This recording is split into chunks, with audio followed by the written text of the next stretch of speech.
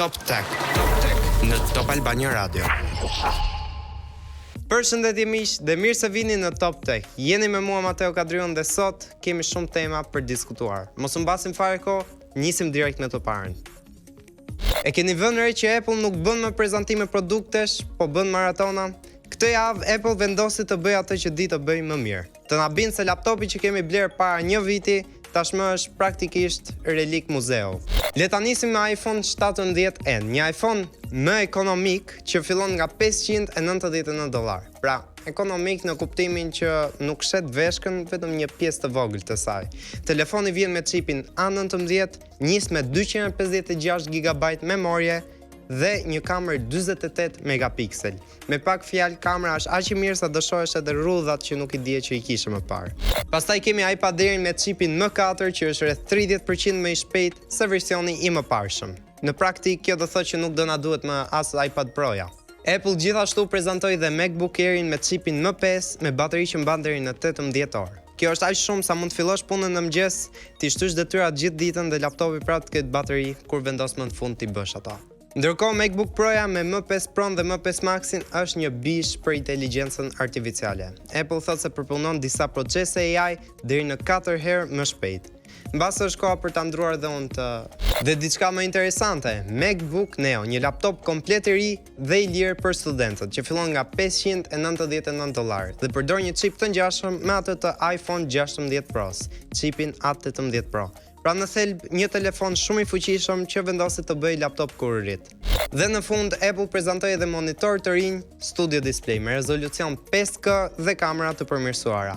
Më interesant nga ato të dy ishte Studio Display XDR, që kishte 120 Hz refresh rate.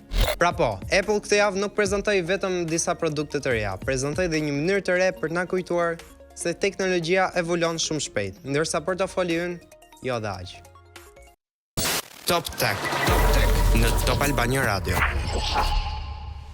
OpenAI ka prezantuar ChatGPT 5.4, një model i ri inteligjencë artificiale që sipas tyre është më i fuqishëm dhe më efikasi deri tani për punë profesionale. Me pak fjalë, nëse dikur AI të ndihmonte të shkruanim një email, tani mund të bëjë dhe i prezantim, analizën financiare dhe ndoshta të pyes pse ende nuk e ke dërguar. Versioni i ri vjen në 3 forma. Versioni standard, GPT 5.4 Thinking, që është më i fokusuar te arsyetimi, dhe GPT 5.4 Pro-ja, që është optimizuar për performancë të lartë. Pra tani edhe inteligjenca artificiale ka versione.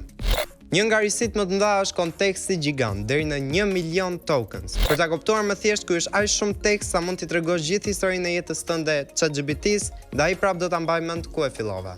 OpenAI thot gjithashtu se modeli është më ekonomik në përdorim sepse zgjidh problemet me më pak tokens. Me pak fjalë, më shumë tru. Një koncept që do të ishte shumë i dobishëm edhe në disa debate televizive. Në testet profesionale, GPT 5.4 ka arritur rezultate rekord në fusha si ligji, financa dhe analiza komplekse, madje arrin deri në 83% saktësi në detyrat të punës intelektuale. Pra në disa raste, AI mund të jetë kolegu që punon më shumë se të gjithë. Lajmi mirë, OpenAI thotë se modeli bën 33% më pak gabime faktike se versioni i mëparshëm. Lajmi edhe më i mirë, AI tani është më pak i prirur të halucinojë. Top Tech në Top Albania Radio. A i keni parasysh kur po karikohet makina elektrike dhe ju mendoni, atë marr një kafe, një sanduiç, ndoshta dhe një shtëpi me kredi sa të karikohet makina? E po duket se kjo kohë po mbaron. BYD sapo ka prezantuar një bateri të re për makinat elektrike, që sipas kompanisë mund të karikohet nga 10 në 70% në vetëm 5 minuta. 5 minuta. Praktikisht aq kohë sa të duhet për gjetur portofolin në xhepin tjetër të xhaketës. Bateria quhet Blade Battery 2.0 dhe do të dalë në një makinë luksoze të quajtur Yangwang U7. Sipas BYD-s, edhe në temperatura shumë të ulta, rreth -20 gradë, bateria mund të shkojë nga 20 në 97% në më pak se 12 minuta. Me këtë ritëm, dalesat për karikim do të jenë më të shkurtra se një debat familjar se ku do shkojmë për pushime. Por ka një por të vogël.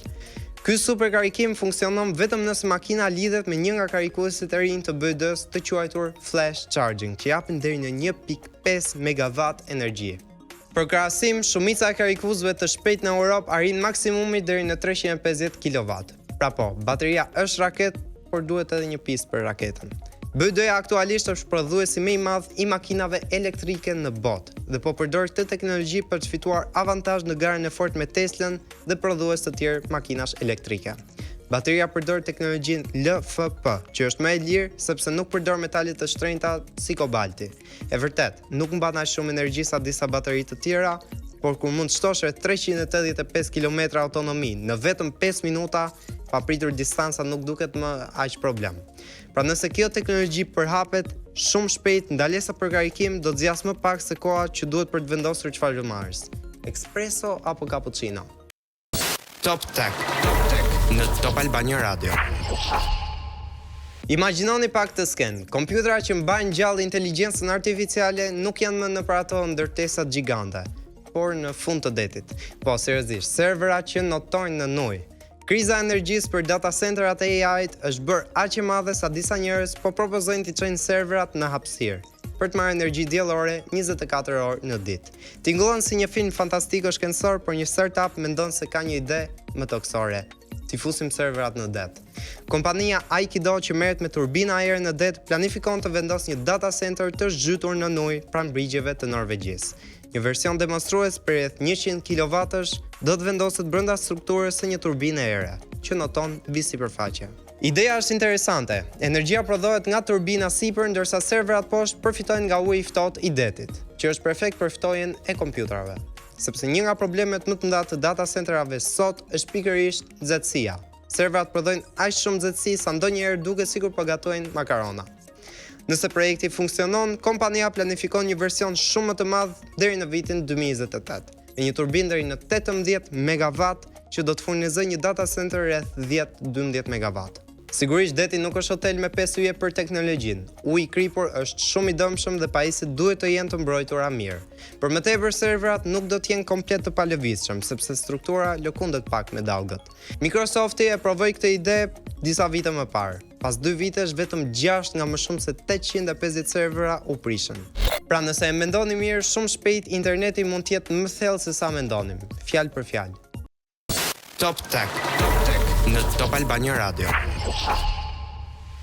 Mbikëqyrje masive e qytetarëve amerikanë. Kjo është pika nga ku filloi një nga përplasjet më të mëdha mes teknologjisë, politikës dhe etikës në botë këto 2 javët e fundit. Kompania Anthropic, një nga rivalet kryesorë në garën e AI-s, u gjen papritur në qendër të një studie politike pasi refuzoi që teknologjia e saj të përdoret për mbikëqyrje masive të qytetarëve amerikanë. Gjithashtu dhe për dron ushtarak autonom që mund të zgjedhin vetë objektiva për t'u eliminuar, pa ndërhyrje nga njeriu. Reagimi, një urdhër për të ndaluar përdorimin e Anthropic dhe teknologjisë së saj nga agjencitë federale dhe Pentagoni. Rezultati, një kontratë potenciale prej $200 milion në rrezik. Me pak fjalë, një situatë ku morali dhe biznesi po përplasin si 2 robot në ring. Por historia nuk mbaron këtu. Sipas fizikantit të MIT-s Max Tegmark, kjo krizë nuk është thjesht një konflikt i momentit. Ai thotë se industria e AI-t e ka ndërtuar vetë të kurth prej vitesh. Shumë kompani të mëdha, përfshirë OpenAI, Google dhe Anthropic, kanë folur gjatë për sigurinë e inteligjencës artificiale. Por në të njëjtën kohë, sipas kritikëve, ato kanë kundërshtuar rregullimin ligjor të teknologjisë. Dhe këtu vjen ironia më e madhe. Sot në Amerikë, sipas Tegmark, ka më shumë rregulla për një dyqan sanduiçesh sesa për inteligjencën artificiale. Nëse ti jap një lokal dhe inspektori gjen 15.000 në kuzhinë, lokali mbyllet menjëherë. Por nëse krijon një AI super të fuqishëm që mund të ndikojë ekonominë, politikën apo edhe luftën, ligji është ende duke menduar se çfarë duhet të bëjë. Ndërkohë gara për AI vazhdon me shpejtësi marramendse. Disa ekspertë, përfshirë mua, mendojnë se inteligjenca artificiale e nivelit njerëzor, AGI, mund të jetë shumë më afër se sa mendonim. Pra pyetja madhe nuk është më a do të bëhet AI shumë më i fuqishëm. Pyetja është a do të kemi rregulla përpara se të bëhet ajo. Atëherë miq, ky ishte Top Tech për sot. Unë ju falenderoj shumë për vëmendjen dhe ju sugjeroj hidheni një sy Anthropic versus Pentagonit. Ciao.